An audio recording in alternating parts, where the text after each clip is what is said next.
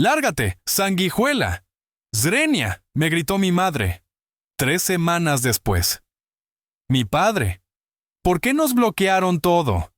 Si aún no estás suscrito al canal, haz clic en el botón de suscripción y activa la campanita para no perderte ninguna de nuestras historias. Tu apoyo significa todo para nosotros. Si esta historia te parece interesante, déjale un like. También me encantaría saber de qué ciudad eres. Déjanos el nombre de tu ciudad en los comentarios. Ahora empecemos con la historia. Me llamo Mateo, y hasta hace poco más de un año mi vida parecía ir sobre ruedas, o al menos eso creía yo.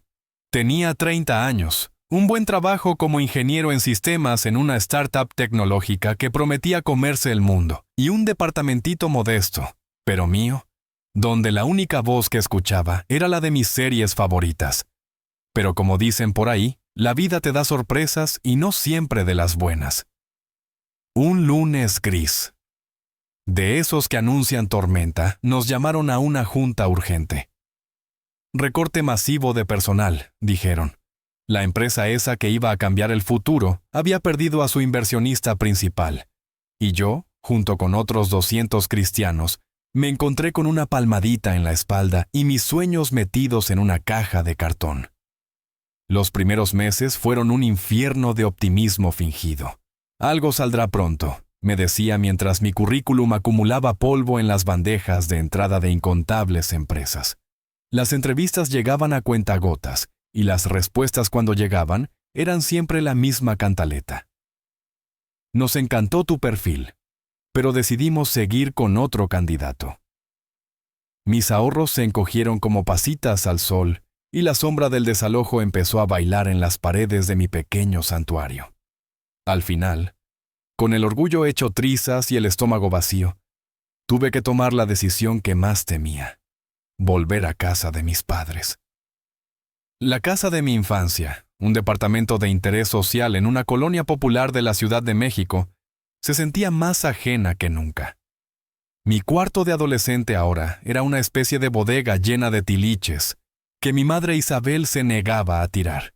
Me asignaron el cuarto de servicio, un cubículo húmedo y sin ventana que olía a cloro y a esperanzas perdidas. Mi padre, Ricardo, siempre fue un hombre de pocas palabras, de esos que prefieren la paz del silencio a cualquier confrontación. Su saludo fue un encogimiento de hombros y un pues ni modo, mi hijo. A veces así pasa. Pero con mi madre Isabel la cosa era diferente. Desde el primer día supe que mi presencia era como una piedra en su zapato. Suspiraba cada vez que yo abría el refrigerador. Si me veía en el sillón buscando chamba en la laptop, soltaba aún. Esta casa no es hotel, Mateo. Aquí todos tenemos que cooperar. Y cooperar en su diccionario significaba soportar su constante escrutinio y sus comentarios con filo de navaja.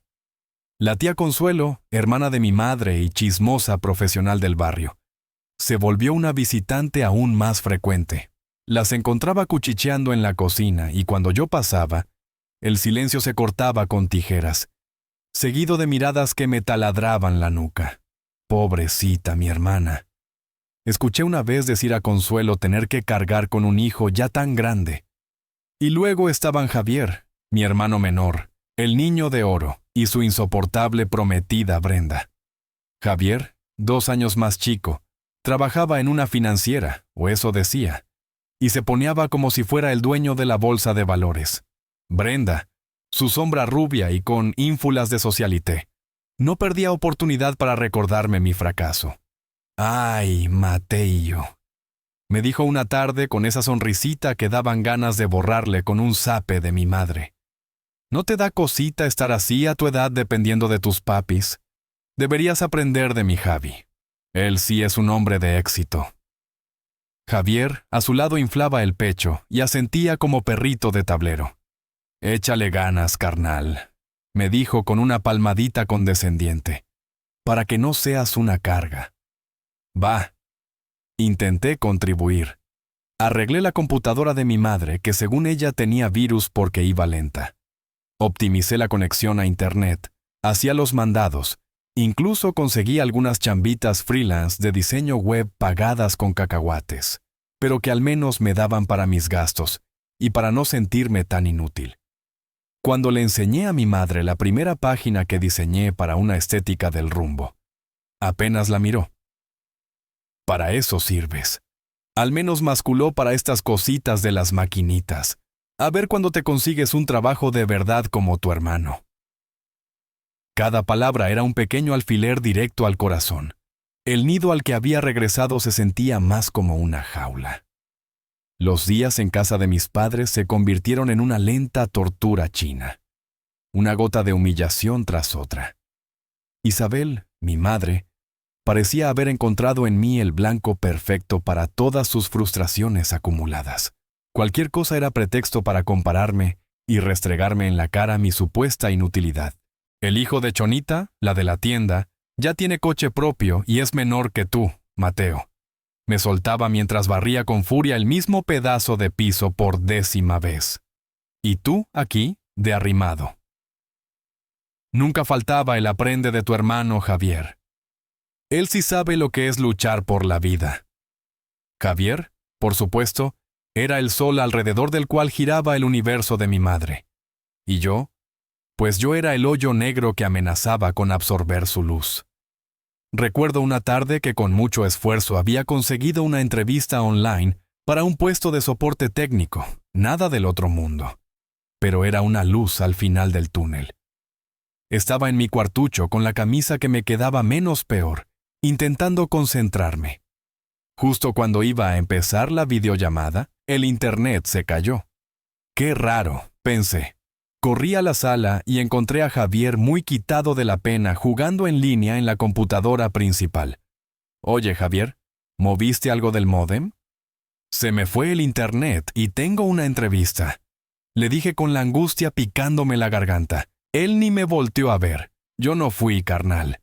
Chance y esto con puchafa. Respondió con desdén. Cuando el internet regresó, 15 minutos después la entrevista ya había terminado para mí. Nunca supe si fue casualidad o si Javier, con su habilidad para el sabotaje sutil, había metido su cuchara, pero la duda me carcomía. La gota que casi derrama el vaso fue cuando Javier anunció con bombo y platillo que él y Brenda se casaban. Mi madre casi levita de la emoción. «Tenemos que hacer una cena de compromiso inolvidable», mi rey exclamó abrazando a Javier como si hubiera ganado la lotería. A mí me tocó el papel de fantasma útil. «Mateo, hijito», me dijo con una dulzura que no le conocía. «Tú nos ayudas a mover las mesas, ¿verdad? Y a servir los refrescos para que no andes estorbando por ahí cuando lleguen los invitados importantes». Tragué saliva y asentí. «Claro, mamá». La noche de la dichosa cena fue un desfile de vanidades y comentarios ponzoñosos. Brenda, embutida en un vestido que cegaramente costaba más que mi liquidación, no dejaba de mirarme por encima del hombro. En un momento, mientras yo rellenaba un platón de botanas, se acercó con su copita de vino y me dijo en voz lo suficientemente alta para que su grupito de amigas escuchara: «Ay, Mateío, qué pena que vengas con esa ropita tan anticuada. Si quieres, luego te regalo algo de lo que Javi ya no usa para que te veas más presentable». Las risitas de sus amigas fueron como vidrios molidos en mis oídos, pero Javier no se quedó atrás. Durante el brindis, después de agradecer a todos por venir, se le ocurrió contar una anécdota divertida de nuestra adolescencia. La vez que intenté invitar a salir a la chica más popular de la secundaria, y terminé con un refresco derramado encima y el apodo de Mateo enmojado por el resto del año. Qué tiempos aquellos cuando mi hermanito todavía soñaba con algo más que arreglar computadoras. Remató mientras mi madre y la tía Consuelo soltaban carcajadas estridentes. El resto de los invitados sonreía con incomodidad. Yo sentí que la cara me ardía, una mezcla de vergüenza y una rabia fría que se me instaló en el pecho. Quería que me tragara la tierra. Esa noche la sensación de no pertenecer, de ser un estorbo con patas, se volvió casi insoportable. El niño de oro brillaba con luz propia y yo era la sombra que confirmaba su resplandor. La vida en esa casa se había vuelto un campo minado, Caminaba de puntitas intentando ser invisible, pero siempre había algo que detonaba la furia de mi madre. El pretexto final, el que hizo estallar la bomba atómica, fue una tontería. Una de esas estupideces cotidianas que en cualquier otra familia se resolvería con un regaño o una risa. Mi madre había dejado su monedero en la mesa de la cocina. Al día siguiente juraba y perjuraba que le faltaban 200 pesos. Y por supuesto, el único culpable posible en su universo paralelo era yo. Mateo gritó desde la sala con una voz que hubiera podido romper cristales. Fui con el corazón encogido, presintiendo la tormenta. ¿Dónde están mis 200 pesos? Los dejé aquí ayer y ahora no aparecen. Seguro tú los agarraste. Para tus porquerías. Mamá, yo no he tocado tu monedero, le dije intentando mantener la calma, aunque por dentro temblaba. A lo mejor los usaste y no te acuerdas. No me quieras ver la cara de estúpida. Ramó con los ojos inyectados en sangre. Siempre has sido un aprovechado, un ratero y un parásito. Ya me tienes harta. Mi padre Ricardo, que estaba leyendo el periódico en un rincón, se encogió como un caracol en su concha. Murmuró algo ininteligible. Un Isabel, por favor. Pero la mirada fulminante de mi madre lo silenció al instante. Él agachó la cabeza y volvió a esconderse tras las noticias deportivas, dejando que la tormenta me cayera encima con toda su fuerza. Y entonces, la locura. Mi madre empezó a sacar mis pocas pertenencias del cuartucho de servicio, la ropa doblada en bolsas de supermercado, mi vieja laptop, los pocos libros que había podido rescatar. Con una fuerza que no le conocía, comenzó a aventar mis cosas al pasillo del edificio, justo frente a nuestra puerta. ¡Y lárgate de mi casa! Component Placement me gritaba con la cara desencajada. No te quiero volver a ver. Ve a robar y a vivir de gorra a otro lado. En ese preciso instante, como invocada por el escándalo, Doña Remedios, la vecina del 3B y presidenta honoraria del comité de chismes del edificio, asomó la cabeza por su puerta. Sus ojillos curiosos brillaron con malicia al ver el espectáculo. Y para rematar la escena, como si el destino quisiera añadirle un toque de crueldad cinematográfica, llegaron Javier y Brenda, muy sonrientes, según ellos, de visita sorpresa. La sonrisa de Javier se congeló un segundo al ver el cuadro, pero rápidamente se recompuso, adoptando una expresión de falsa preocupación. Brenda, en cambio, no pudo disimular una sonrisita de satisfacción, y con una rapidez que me heló la sangre. Sacó su celular y empezó a grabar discretamente la escena como si estuviera documentando la caída de un imperio. La tía Consuelo, que convenientemente había llegado unos minutos antes a tomar cafecito con mi madre, observaba todo desde el umbral de la puerta, con los brazos cruzados y una expresión de severa aprobación. «Hiciste bien, mana», le dijo a mi madre en un susurro que escuché perfectamente. Ya era hora de que le pusieras un alto a este bueno para nada. Yo estaba paralizado en sociedad. Las palabras de mi madre, la mirada de los vecinos, la burla implícita de mi hermano y su novia, todo se arremolinaba en mi cabeza. Pero en medio del caos, una extraña calma empezó a invadirme. Era como si de repente una venda se me hubiera caído de los ojos. Ya no había nada que perder. Con una lentitud deliberada, empecé a recoger mis bolsas del suelo bajo la mirada atenta de mi improvisada audiencia. No dije una palabra, no derramé una lágrima, solo sentía el eco de esa palabra, parásito, persiguiéndome como una jauría. Cuando levanté la última bolsa, crucé una mirada con Javier. En sus ojos no solo vi desprecio, vi también un atisbo de triunfo y algo más. Algo oscuro que en ese momento no supe descifrar, pero que se me quedó grabado. Una especie de desesperación oculta bajo capas de arrogancia. Sin mirar atrás, salí del edificio dejando atrás el único hogar que había conocido, convertido ahora en el escenario de mi mayor humillación. La puerta del edificio se cerró a mi espalda con un golpe seco, como el punto final a un capítulo miserable de mi vida. Me encontré en la calle con un par de bolsas de supermercado, como todo patrimonio, y un nudo en la garganta que amenazaba con ahogarme. La noche caía sobre la Ciudad de México y yo no tenía a dónde ir. El aire frío me golpeaba la cara trayéndome de golpe a la cruda realidad. Estaba solo, desempleado y sin techo. Mi primer instinto fue llamar a Luis, mi mejor amigo desde la preparatoria. «Neta, te corrió tu jefa, güey», me dijo con incredulidad cuando le conté entre balbuceos lo que había pasado. «No manches, qué poca. Vente, pa, mi cantón, aquí te apañamos». Su pequeño departamento en la colonia Doctores, apenas 2 cuartos y un baño compartido, se convirtió en mi primer refugio. Dormía en un colchón inflable en la sala, rodeado del ruido constante de la ciudad que nunca duerme. Luis fue un ángel. No hizo preguntas incómodas, solo me ofreció chelas, consuelo y la mitad de sus chilaquiles, pero no podía abusar de su hospitalidad. A los pocos días, con el corazón encogido y la vergüenza a flor de piel, me atreví a llamar a Elena, mi exnovia. Habíamos terminado hacía un par de años en buenos términos, pero aún así me sentía como un pedigüeño. Para mi sorpresa, Elena se portó increíble. «Mateo, qué horrible lo que te pasó», me dijo con genuina compasión. «Mira, yo estoy rentando un depa con un cuarto extra que uso de estudio. Quédate ahí. El tiempo que necesites en lo que te acomodas. No es molestia, de verdad». Su generosidad me conmovió hasta las lágrimas. Por primera vez en días sentí que no todo estaba perdido, que aún había gente buena en el mundo. El cuarto de Elena era pequeño, pero limpio y silencioso, un oasis de paz en medio de mi tormenta personal. Mientras tanto, la noticia de mi expulsión había corrido como pólvora en el círculo familiar.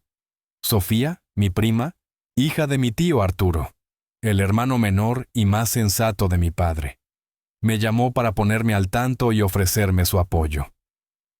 «Neta que mi tía Isabel se pasó de lanza», Primo me dijo indignada. «Mi papá está que no se la acaba con ella y con mi tío Ricardo por permitirlo. Dice que va a hablar muy seriamente con ellos». Y tío Arturo cumplió. Unos días después me llamó «Mateo, sobrino, qué barbaridad lo que te hicieron estos», empezó, y por el tono de su voz supe que estaba furioso.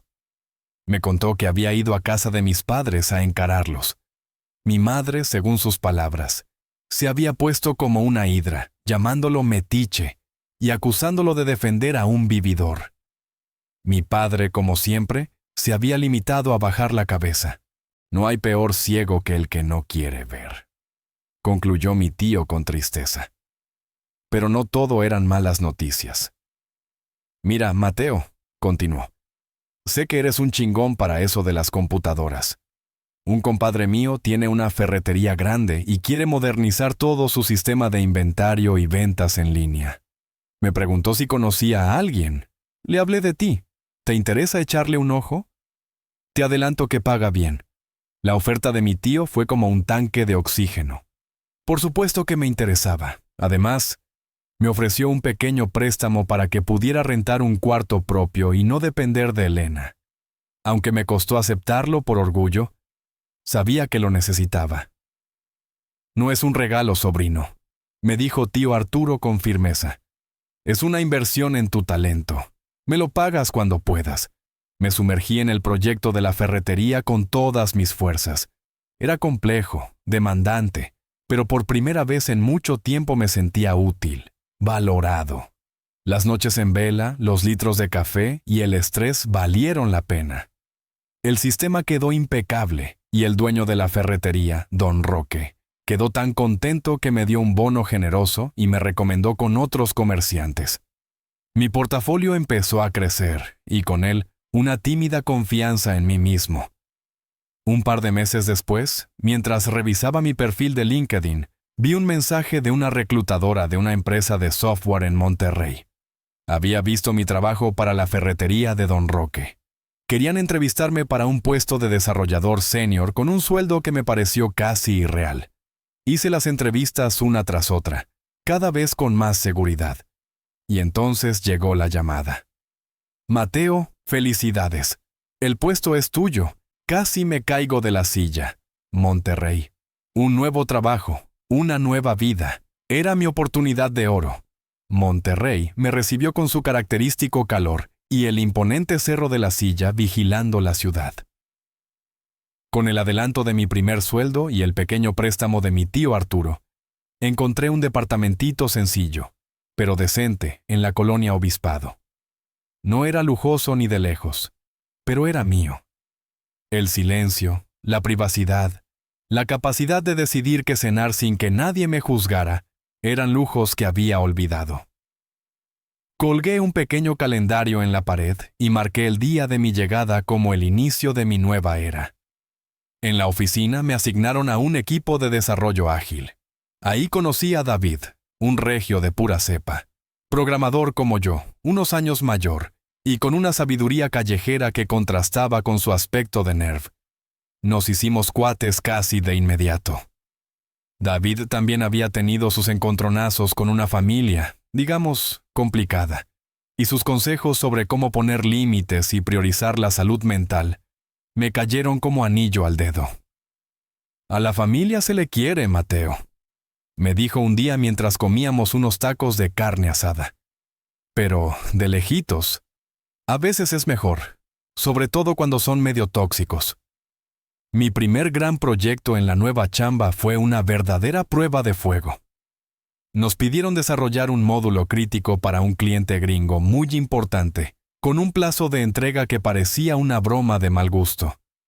El jefe del proyecto era un tipo exigente de esos que no perdonan un error. Hubo noches en las que apenas dormí 3 horas alimentándome de café y galletas de animalitos, pero la presión, en lugar de aplastarme, me impulsó. Me di cuenta de que tenía la capacidad, la experiencia y sobre todo las ganas de demostrarme a mí mismo de lo que era capaz. Cuando finalmente entregamos el proyecto, un día antes de la fecha límite y funcionando a la perfección, el cliente nos felicitó y el jefe por primera vez me sonrió y me dio una palmada en la espalda. «Buen trabajo, Ramírez», dijo esa simple frase. Ese reconocimiento escueto significó más para mí que cualquier aumento. Incluso nos dieron un bono extra por el desempeño. La autovalía, esa plantita que mi familia la había pisoteado tantas veces, comenzaba a echar raíces fuertes. Un sábado por la mañana, mientras desayunaba unos huevos con machaca, sonó mi celular. Número desconocido. Contesté con cautela. «Mateo, habla tu madre». La voz de Isabel después de casi 3 meses de silencio absoluto me erizó la piel. No preguntó cómo estaba, si había comido, si tenía trabajo. No, su tono era el de siempre, entre quejumbroso y demandante. «Oye, hijito, es que el internet que dejaste aquí en la casa no está funcionando bien. No puedo ver mis novelas en la tablet». «¿Qué le hiciste?» Me quedé mudo un instante. El internet que yo dejé, yo no había dejado nada, salvo un módem perfectamente configurado. Seguramente ella o mi padre habían movido algo, desconectado algún cable, tecleado mal la contraseña 1000 veces. Una oleada de la vieja frustración intentó subirme por el esófago, pero la contuve. Con una calma que me sorprendió a mí mismo, le respondí: «Mamá, yo no estoy allá para revisarlo. Seguramente es algo sencillo. Busca en Google algún tutorial o llama a un técnico de la compañía. Yo ya no puedo ayudarte con eso». Hubo un silencio denso al otro lado de la línea. Pude casi escuchar su indignación. Pero tú siempre arreglabas estas cosas», balbució. «Sí, mamá», contesté. «Pero ya no. Ahora tienen que aprender ustedes». Y antes de que pudiera replicar, colgué. Me temblaban un poco las manos, pero una extraña sensación de poder de haber recuperado un pedacito de mi territorio me recorrió el cuerpo. Fue entonces, con la llamada de mi madre aún resonando en mis oídos, que un recuerdo clave me golpeó con la fuerza de un tren. Hacía un par de años, mi padre, harto de las filas en el banco y de no entenderle a los cajeros automáticos, me había suplicado que le ayudara a modernizar sus finanzas y las de mi madre. Yo, el bueno para nada para otras cosas, era el genio tecnológico para esto. Les abrí sus cuentas de banca en línea, Les instalé las aplicaciones en sus teléfonos. Les configuré las transferencias automáticas para los pagos de servicios. E incluso les organicé un sistema rudimentario para llevar el control de los ingresos del pequeño negocio informal de refacciones que mi padre tenía, y del cual sospechaba. Mi madre también sacaba su guardadito sin que él supiera mucho. Como medida de seguridad y para que yo pudiera resolverles cualquier problema, mi correo electrónico y mi número de celular habían quedado registrados como contactos de recuperación y mi perfil como administrador secundario con acceso total a todas sus cuentas conjuntas e individuales. Nunca había usado ese acceso para nada personal, solo para apagar los incendios que ellos mismos provocaban por su desconocimiento o descuido. Y ese exceso me di cuenta con un escalofrío. Seguía ahí latente esperando. Pasó un mes desde la llamada de mi madre por el internet, un mes de relativa paz, de enfocarme en mi trabajo, en explorar Monterrey con David, en empezar a sentir que por fin estaba construyendo algo propio, algo sólido. La herida de la humillación familiar seguía ahí, claro, como una cicatriz que a veces dolía con el cambio de clima, pero ya no sangraba. Creí ingenuamente que tras mi negativa a ayudarles con una nimiedad como el Internet, habían captado el mensaje. Qué equivocado estaba. Una tarde de viernes, mientras salía de la oficina pensando en las cervezas que me tomaría con David para celebrar el fin de semana, mi celular empezó a vibrar como loco. Miré la pantalla. Papá. Dejé que sonara. No estaba de humor para sus lamentos o para los encargos de mi madre, pero la insistencia fue alarmante. 5 llamadas perdidas en menos de 10 minutos. Luego empezaron los mensajes de texto, cada uno más urgente que el anterior. Mateo, contesta. Por favor, es una emergencia. Tu madre está muy mal, tienes que llamar. Y el que finalmente me heló la sangre, Mateo, el banco congeló todas nuestras cuentas y tarjetas. No podemos sacar ni un peso ni pagar nada. El señor Gutiérrez vino hoy y nos amenazó con embargarnos si no le pagamos mañana mismo lo del préstamo. Tu madre está histérica. ¿Qué diablos hiciste? Releías veces. ¿Qué había hecho yo? Nada. Pero entonces el recuerdo de mi acceso como administrador secundario de sus cuentas volvió con una claridad meridiana. Congelaron las cuentas. El señor Gutiérrez. Un préstamo. Las piezas del rompecabezas empezaron a encajar de forma siniestra. El negocito de mi padre, las ayudas que a veces le daba a Javier para sus inversiones. Cegaramente se habían metido en un problema de dinero más grande de lo que yo imaginaba. Uno del cual yo, indirectamente y sin saberlo, había sido su red de seguridad al mantener sus finanzas digitales a flote. Y ahora, sin ni para resetear contraseñas olvidadas, evitar bloqueos por intentos fallidos o hacer transferencias urgentes, el castillo de naipes se había venido abajo. Imaginé la escena en la pequeña sala de la casa. Mi madre, con los ojos hinchados de tanto llorar y gritar, culpando a todo el mundo menos a sí misma. Mi padre, pálido y sudoroso, intentando inútilmente acceder a la banca en línea, tecleando una y otra vez la contraseña incorrecta. El fantasma del señor Gutiérrez, ese cobrador que por el tono del mensaje de mi padre debía ser de los que no se andan con rodeos rondando la puerta. Y la cereza del pastel, la culpa, como siempre recayendo sobre mí. ¿Qué hiciste? Una rabia fría, profunda y extrañamente satisfactoria me invadió. Ellos, que me habían llamado parásito, que me habían echado como a un perro sarnoso, ahora estaban literalmente paralizados sin mi inútil ayuda. El poder, por primera vez en mi vida, estaba de mi lado. Tomé mi celular. Mis dedos temblaban ligeramente, no de miedo, sino de una emoción cruda, casi salvaje. Tecleé la respuesta más corta y devastadora que se me ocurrió. 3 palabras que resumían años de desprecio y humillación.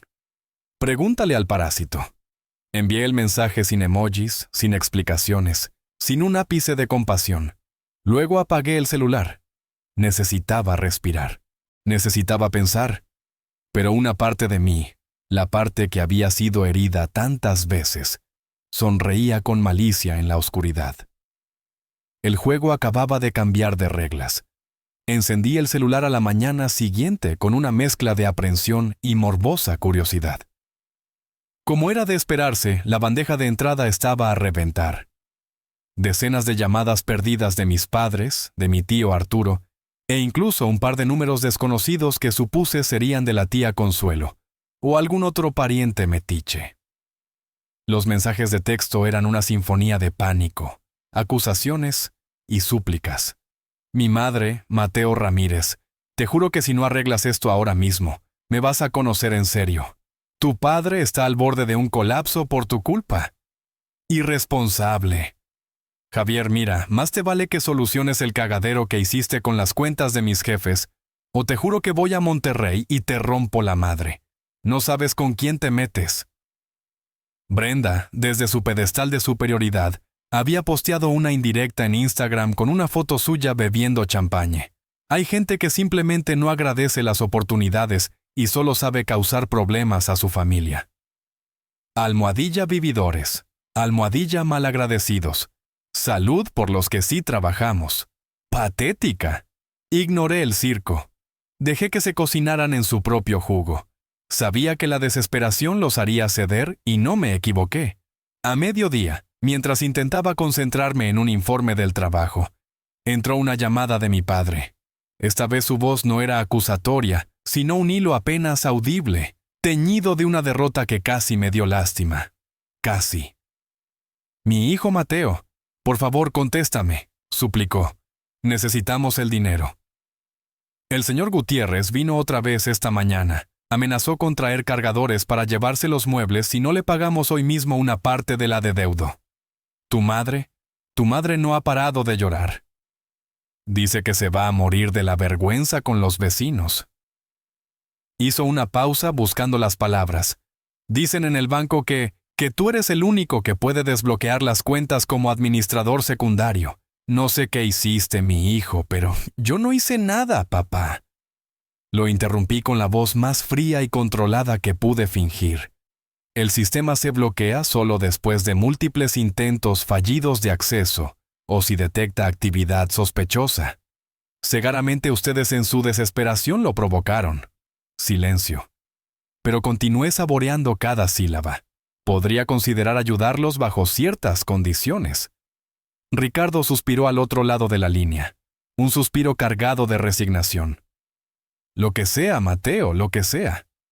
Bien, dije y empecé a dictar mis términos como si estuviera negociando un tratado de paz después de una guerra larga y sangrienta. Primero, quiero una disculpa. Y no cualquier disculpa. Quiero que tú, mi madre e incluso Javier vengan aquí a Monterrey, a mi departamento, y se disculpen en persona, mirándome a los ojos, reconociendo el daño que me hicieron cuando me echaron como a un delincuente y me llamaron parásito. Y sí, Javier también, por sus burlas y su actitud de «y quiero que Brenda esté presente para que escuche bien». Segundo, una vez que se hayan disculpado y solo entonces los guiaré para que desbloqueen sus cuentas, pero les advierto, será la última vez. Les voy a crear un manual detallado paso a paso con capturas de pantalla para que aprendan a manejar su banca en línea, sus contraseñas y todo lo demás. Y quiero que ambos, tú y mi madre, tomen un curso básico de computación y banca por Internet. Hay muchos gratuitos en línea. Les mandaré los enlaces. Es hora de que se hagan responsables de sus propias cosas. Tercero, inmediatamente después de que tengan acceso, me eliminaré permanentemente como administrador secundario y como contacto de recuperación de todas sus cuentas. No quiero volver a tener nada que ver con sus finanzas. Y cuarto y más importante, no más peticiones de ayuda tecnológica de ningún tipo durante al menos un año. Si se les descompone el Internet, si no saben cómo imprimir un documento, si el celular les pide una actualización, tendrán que resolverlo ustedes mismos o pagarle a un técnico. Ya no soy su soporte técnico gratuito y personal. Hubo un largo silencio del otro lado. Podía imaginar a mi padre pálido asimilando mis condiciones. Mateo, tu madre, Ella no va a querer venir hasta acá solo para, y Javier, ya sabes cómo es de orgulloso. Y lo del curso, somos gente mayor, mijo. Entonces, papá, lo corté. Implacable. Busquen un buen hacker que le solucione el problema. O mejor aún que Javier, el genio de las finanzas, el hijo exitoso, mueva sus influencias y les arregle el asunto con el banco y con el señor Gutiérrez. Después de todo, según entiendo, gran parte de esa deuda con Gutiérrez se originó por un problemita que tuvo Javier hace tiempo, y que tú tuviste que cubrirle, ¿no es así? El silencio de mi padre fue toda la confirmación que necesitaba. Ustedes me llamaron parásito, concluí. Ahora el parásito tiene el sartén por el mango. Tienen 24 horas para decidir. Si aceptan mis condiciones, me avisan. Si no, buena suerte con el señor Gutiérrez y con sus cuentas congeladas. ¿Y colgué? La respuesta no tardó las 24 horas. A la mañana siguiente, mi tío Arturo me llamó. Su voz sonaba cansada pero firme. Mateo, sobrino, acabo de hablar con tu padre. Están desesperados. Aceptan tus condiciones. Todos, incluido Javier. Parece que la amenaza del tal Gutiérrez es muy real y los tiene con el Jesús en la boca. Hizo una pausa. Voy a acompañarlos a Monterrey, no para interceder por ellos, sino para asegurarme de que cumplan su parte y te traten con el respeto que mereces. Y para ser testigo, agradecí a mi tío. Su presencia sería un bálsamo y una garantía. 2 días después, un sábado por la mañana, el timbre de mi departamento sonó. Contuve la respiración y miré por la mirilla. Ahí estaban mi padre encogido y con una expresión de profunda desolación, mi madre Isabel, con la cara hinchada y los ojos rojos, pero con un ictus de soberbia que ni la desesperación podía borrar del todo. Y Javier, mi hermano triunfador, que parecía un globo desinflado, con una mueca de resentimiento y humillación que apenas podía disimular. Brenda, la flamante prometida, no estaba. Se negó en redondo, me explicaría luego mi tío. Dijo que ella no tenía por qué rebajarse a pedirle disculpas a un fracasado. Javier vino solo. Mejor así, pensé, menos circo. Mi tío Arturo estaba un paso detrás de ellos con una expresión seria e impenetrable. Abrí la puerta. «Adelante», dije con una voz que sonó más segura de lo que me sentía. Entraron en silencio, observando con disimulada curiosidad mi pequeño pero ordenado departamento. Era evidente que esperaban encontrar una posilga, la guarida de un parásito. Nos sentamos en la pequeña sala. La tensión se podía cortar con un cuchillo. Fue mi tío Arturo quien rompió el hielo. «Bueno, Ricardo, Isabel, Javier, ya saben a qué vinieron. Mateo está esperando». Mi padre fue el primero en hablar con la voz entrecortada. «Hijo Mateo, yo quiero pedirte perdón. Perdón por no haberte defendido, por haber permitido que tu madre te tratara así. Fui un cobarde y lamento mucho haberte llamado. Bueno, ya sabes, no lo merecías». Sus ojos se llenaron de lágrimas. Era la primera vez que lo veía llorar. Luego, mi madre se removió incómoda en el asiento. Carraspeó. «Bueno, sí. Quizá exageré un poco el día que te fuiste», empezó con la mirada fija en un punto inexistente de la pared. «No, mamá», la interrumpí mirándola fijamente. «No, quizá exageraste, me humillaste, me insultaste, me echaste a la calle como a un animal, frente a los vecinos, frente a tu propia hermana, frente a mi hermano. Dijiste que era un ratero y un parásito.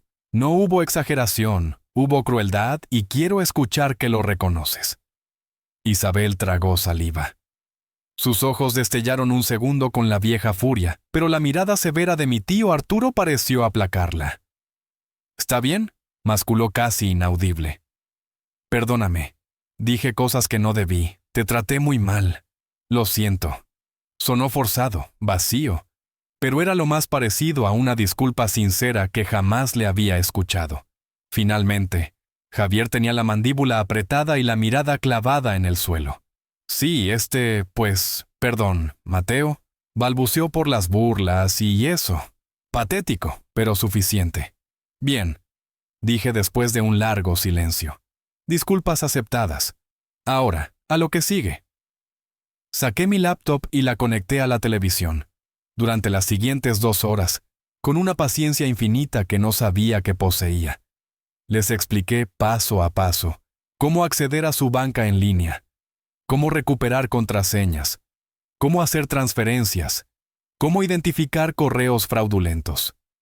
Mi madre y mi padre me miraban como si les estuviera hablando en arameo. Javier, en cambio, seguía el proceso con un interés forzado, probablemente pensando en cómo podría usar esa información para su propio beneficio más adelante. Les hice cambiar todas sus contraseñas frente a mí. Luego entré a la configuración de sus cuentas, y con ellos como testigos eliminé mi perfil como administrador secundario y mis datos como contacto de recuperación. Listo, anuncié. A partir de este momento, ustedes tienen el control total y la responsabilidad total de sus finanzas digitales. Les entregué un engargolado con el manual que había preparado, lleno de capturas de pantalla e instrucciones a prueba de tontos. Este es su nuevo mejor amigo. Léanlo, apréndanlo y guárdenlo bien. Justo cuando terminaba de decir esto, el celular de mi padre sonó con un tono de llamada estridente, contestó y su cara se descompuso. Sí, señor Gutiérrez, sí, entiendo. Mire, estamos tratando de resolver hoy mismo. Pero colgó temblando. Era Gutiérrez, nos informó con la voz. Dice que si no recibe al menos la mitad del pago hoy, antes de las 6 de la tarde. Mañana a primera hora viene con un actuario y cargadores a embargar la casa, y que esta vez no habrá más prórrogas. Mi madre soltó un gemido. Javier se puso pálido. Yo los observé impasible. La soga seguía apretando. La amenaza del señor Gutiérrez pareció sacudirles las neuronas lo suficiente como para que intentaran hacer un primer pago urgente desde mi laptop antes de que yo los echara de mi casa. Con mi supervisión renuente lograron hacer una transferencia por una parte del deudo, lo justo para calmar a la fiera por unos días. Se fueron de mi departamento con el manual bajo el brazo y caras de funeral. Mi tío Arturo se quedó un momento más. «Hiciste lo correcto, Mateo», me dijo poniéndome una mano en el hombro. Pero esto apenas empieza para ellos. La soberbia y la ignorancia son malas consejeras. No se equivocaba. Las semanas siguientes fueron un rosario de calamidades financieras para mis progenitores. Todo debidamente reportado por mi prima Sofía, quien se había convertido en mi corresponsal no oficial en la zona de desastre familiar. Primero, mi madre. En un arranque de «yo sí puedo», intentó comprar por internet unos zapatos carísimos que vio en oferta. Ingresó mal los datos de la tarjeta tantas veces que el banco se la bloqueó por actividad sospechosa. Estuvo 2 días sin poder usarla, echando pestes contra la tecnología del demonio y, por supuesto, culpándome a mí por haber dejado todo mal configurado a propósito. Luego, mi padre, intentando pagar otro abono al señor Gutiérrez para evitar que les cayera de nuevo, se equivocó en un número de la cuenta de destino y el dinero terminó en el limbo. Le costó una semana de llamadas al banco, vueltas y corajes recuperar los fondos, mientras Gutiérrez seguía presionando con intereses moratorios. Javier, el supuesto genio financiero, resultó ser un fiasco total como asesor. Presionado por Brenda, quien no quería que su futuro esposo se contaminara con los problemas de su familia pobretona, se limitó a darles consejos absurdos por teléfono.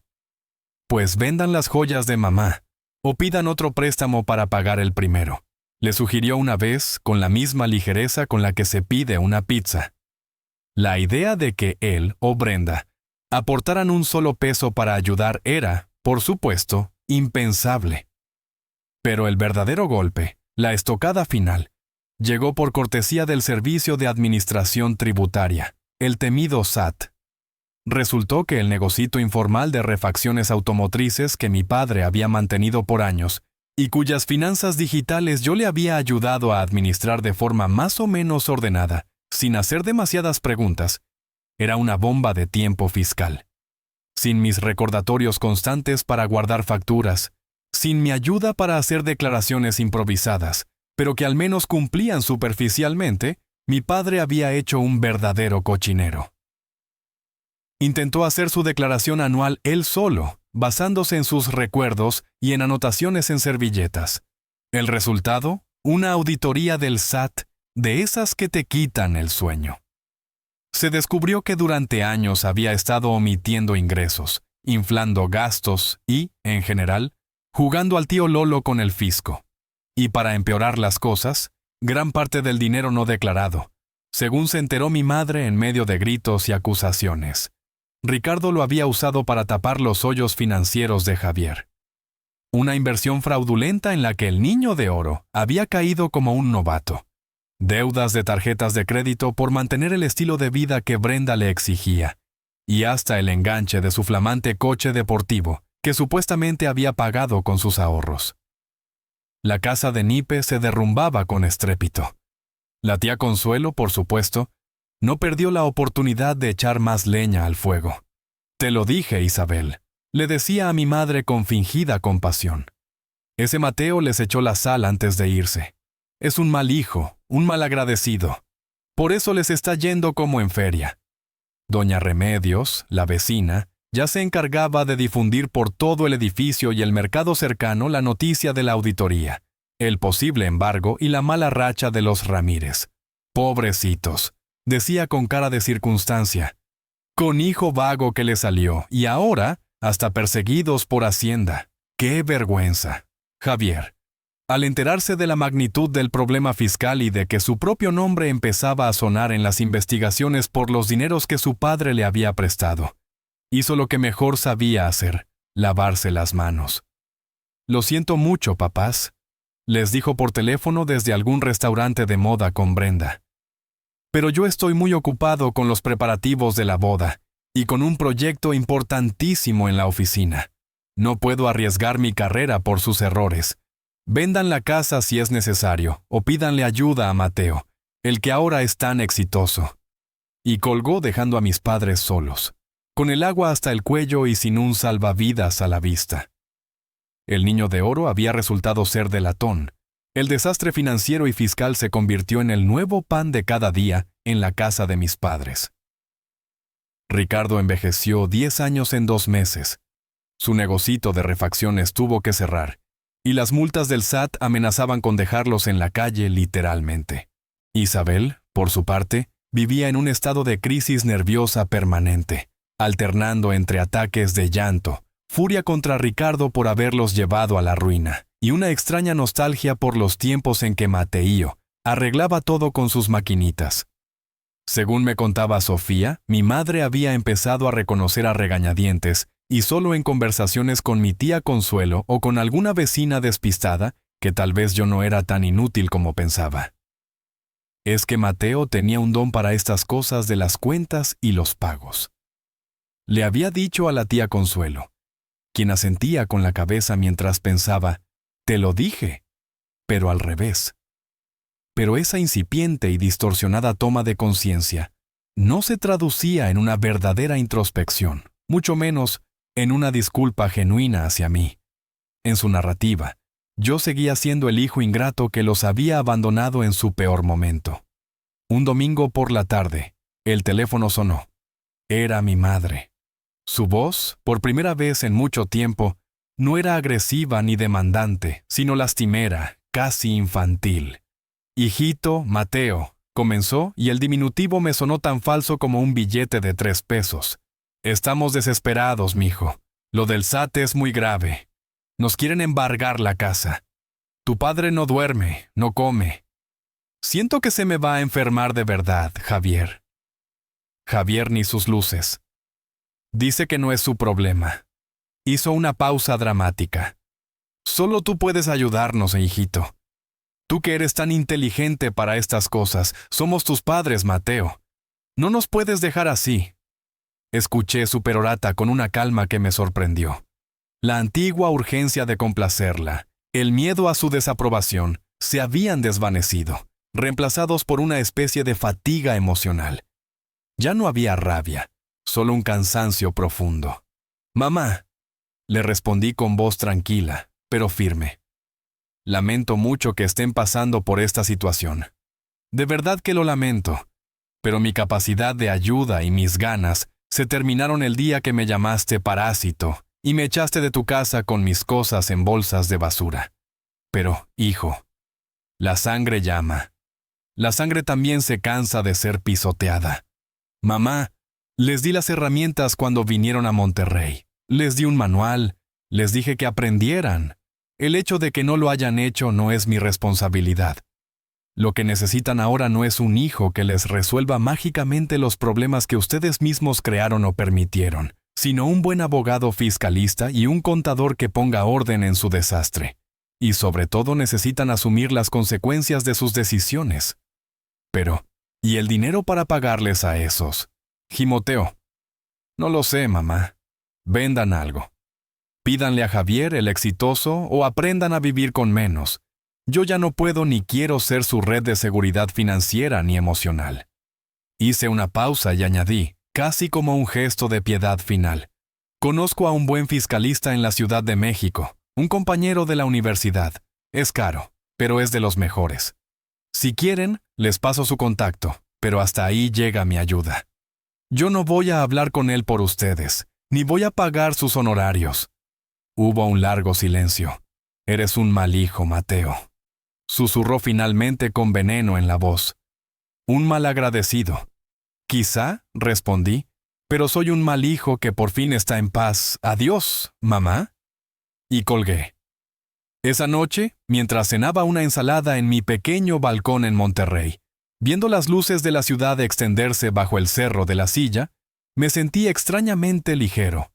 La culpa, esa vieja compañera, por fin había empezado a soltarme. La libertad, me di cuenta, tenía un precio y en este caso, quienes lo estaban pagando con intereses eran ellos.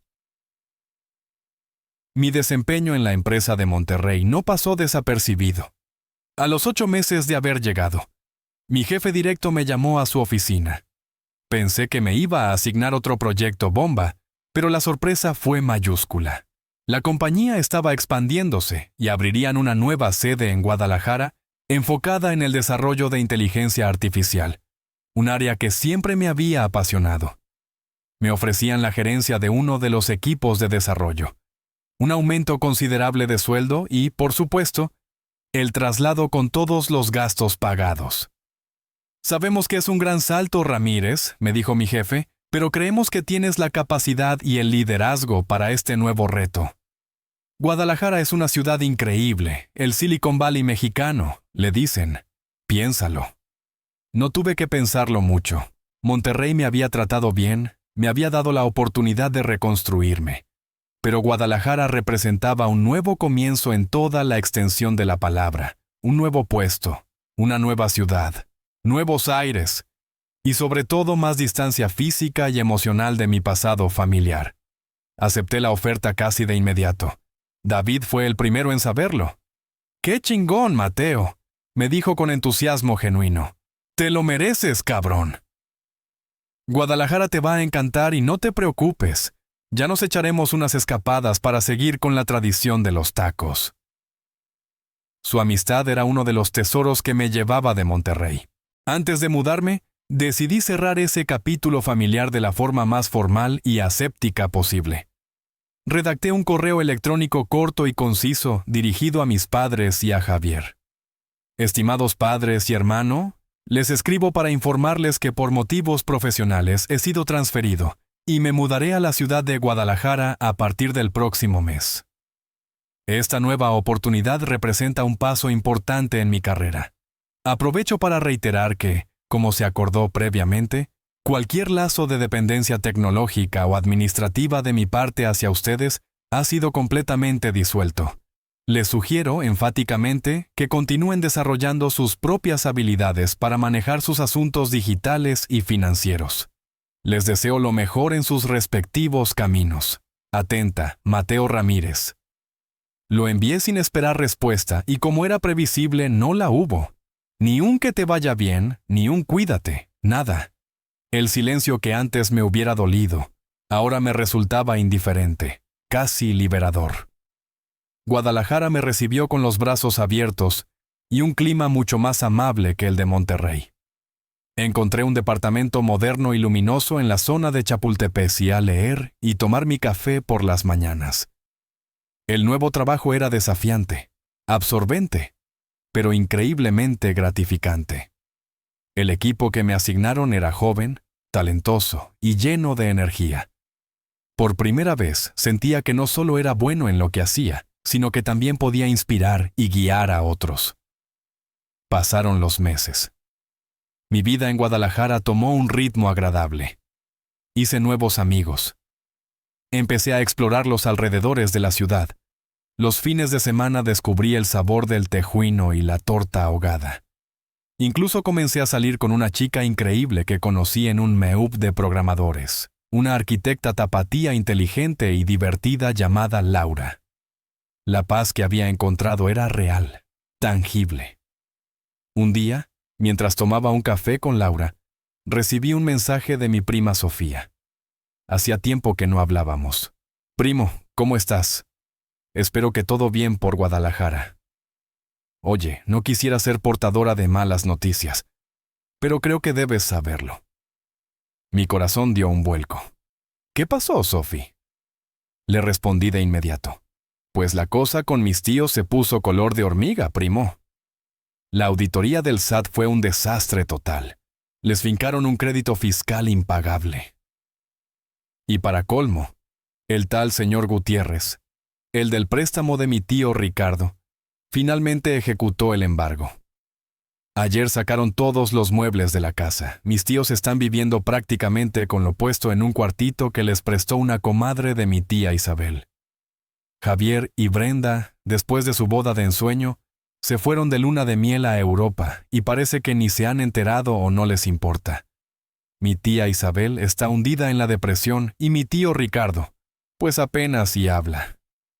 Es muy triste, primo.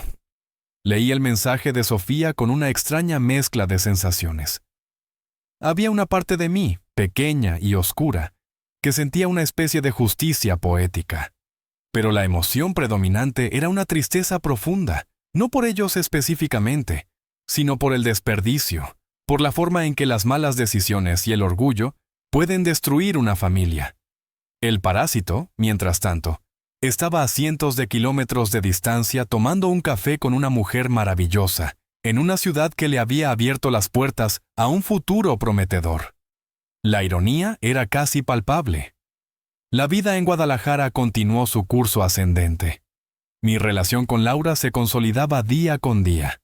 Era una compañera inteligente, divertida y, sobre todo, emocionalmente sana. Algo que yo valoraba como oro molido después de mi historia familiar. En el trabajo, mi equipo había logrado sacar adelante 2 proyectos importantes, y mi nombre empezaba a sonar en los pasillos de la empresa como el de alguien con futuro. Había encontrado un equilibrio, una paz que nunca creí posible. Había construido ladrillo a ladrillo una fortaleza contra las sombras de mi pasado. Una noche, mientras preparaba la cena con Laura, ella picaba verduras, y yo intentaba no quemar el salmón. Mi celular sonó. Era un número desconocido, pero con nada de la Ciudad de México. Por un instante dudé en contestar. Una extraña premonición me recorrió el cuerpo. Bueno, dije con cautela. Mateo Ramírez, habla tu tío Arturo, hijo. La voz de mi tío sonaba extraña, quebrada, cargada de una urgencia que me heló la sangre. Laura notó mi cambio de expresión y dejó de picar las verduras, observándome con preocupación. Tío, ¿qué pasa? ¿Estás bien? Pregunté mientras mi mente empezaba a imaginar los peores escenarios. No, Mateo, no muy bien, respondió. Y pude escuchar un sollozo ahogado al otro lado de la línea. Ese es tu padre, Mateo. Mi estómago se encogió. Le dio un infarto masivo. Está en terapia intensiva en el Hospital General. Muy grave. Los médicos dicen que hay pocas esperanzas. Me recargué contra la pared de la cocina sintiendo que las piernas me flaqueaban. Laura se acercó y me tomó la mano. Pero, ¿cómo? Cuando atiné a preguntar, aunque las palabras se me atoraban en la garganta. Hace unas horas, el estrés del embargo, lo del SAT, La vergüenza de haber perdido la casa fue demasiado para él. Mateo, tu madre está aquí conmigo en el hospital. Está destrozada, deshecha, no tiene a dónde ir. Sí, Ricardo no la libra. El cuartito donde estaban viviendo era temporal. Ya se les acabó el plazo. Y Javier, la voz de mi tío se cargó de un amargo resentimiento. Javier no ha venido al hospital. Le llamamos varias veces. Dijo que estaba muy ocupado con un proyecto importantísimo de su trabajo. Ni siquiera preguntó por su padre. Brenda menos. Están en otro mundo esos dos. Un silencio denso se instaló en la línea, roto solo por la respiración agitada de mi tío. Él no me estaba pidiendo nada explícitamente. No me dijo, ven, no me dijo ayuda. Pero la urgencia, la desesperación en su voz, eran un grito silencioso. Miré a Laura, que me apretaba la mano con fuerza. Sus ojos llenos de una compasión que me reconfortaba y al mismo tiempo me hacía sentir más vulnerable. Miré alrededor de mi pequeño y acogedor departamento en Guadalajara, el símbolo de mi nueva vida, de la paz que tanto me había costado construir. La imagen de mi padre, encogido y derrotado la última vez que lo vi, se superpuso con la de mi madre, rota y sola en la sala de espera de un hospital público. El hombre que había permitido mi humillación, la mujer que me había llamado parásito. Mi tío carraspeó al otro lado. Mateo, solo quería que lo supieras. Eres su hijo, después de todo. Colgó el eco de sus palabras. Eres su hijo. Rebotaba en las paredes de mi mente como una pelota de ping-pong. Había luchado tanto por mi libertad, por sanar las heridas, por cortar los lazos tóxicos. Debía volver a ese infierno, aunque fuera por un padre moribundo y una madre, que quizá al fin estaba experimentando el verdadero significado de la palabra desamparo. ¿O era este el corte final, la prueba definitiva de que mi nueva vida, mi nueva identidad, era más fuerte que la sangre que para bien o para mal aún nos unía? El teléfono con la pantalla oscura todavía pesaba en mi mano. Laura me miraba esperando y yo por primera vez en mucho tiempo no tenía la respuesta. La decisión flotaba en el aire, pesada, incierta, como el destino mismo.